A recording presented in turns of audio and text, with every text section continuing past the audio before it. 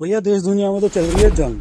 अब इसका एक सिंपल सा ये एक निष्कर्ष आ रहा है कि ये जंग चल रही है क्यों, क्योंकि भैया टेक्नोलॉजिकली तो हम सब जैसा बहुत एडवांस हो गए हैं। एटम बम का आविष्कार कर दिया, एआई का आविष्कार कर रहा है, सोशल मीडिया चल रहा है, सब लोग कनेक्टेड हैं एक दूसरे के साथ।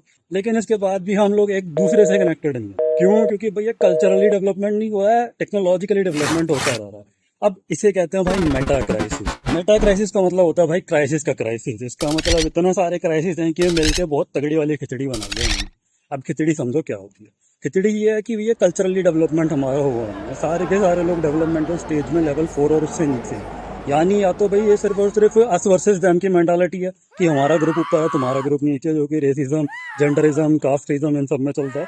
या तो भैया ये सब के सब भैया आपस में मतलब पावर वॉर्स में भिड़ते रहते हैं। ऐसे में क्या होता है कि जब भैया बंदर के हाथ बंदूक लग जाती है, यानी एटम बम तक के लेवल की टेक्नोलॉजी हाथ लग जाती है, तो पूरी दुनिया खतरे में है। इसका सिंपल सा सिंपल एक ये सॉल्यूशन होना था कि कल्चरल डेवलपमेंट पे पहले फोकस होना था, कि सब लोगों का एक साथ कलेक्टिव एवोल्यूशन होता, जिससे इन लीडरों का भी फायदा होता। अब शैडोज होती हैं साइकोसोमैटिक ब्लॉक्स। इसका मतलब कि जो भी तुम्हारे लाइक इमोशनल कोग्निटिव ब्लॉक्स होते हैं, यानी भाई उलझन है, या तो बहुत शेम के इमोशंस हैं, गिल्ट हो गया, लस्ट हो गया, whatsoever, automatic reactionary emotion programming होती है, उसे कहते हैं शैडो। अब होता क्या है कि जब तक कल्चर में शैडोज का भंडार होता है तो वो तुम्हारे अंदर भी आती है। इसी वजह से आसपास का माहौल सही होना बहुत जरूरी है, और आसपास का माहौल सही करते हैं systems, governance system, education system, हमारा क्वालिटी ऑफ लाइफ की चीजें। ये कोई ध्यान नहीं दे रहे इन सब चीजों पे। कल्चर की शैडोज भाई, ये फ्रस्ट्रेशन जो भी है, फॉर एग्जाम्पल अगर हम सबके सब यूनिटी प्रमोट नहीं करते, सेपरेशन प्रमोट करते हैं, हमारा देश ऊपर है सामने वाला देश नीचे, हमारा धर्म ऊपर है सामने वाला धर्म नीचे, ये सारी की सारी शैडोज भी आपस में जाती है हमारे एक दूसरे से।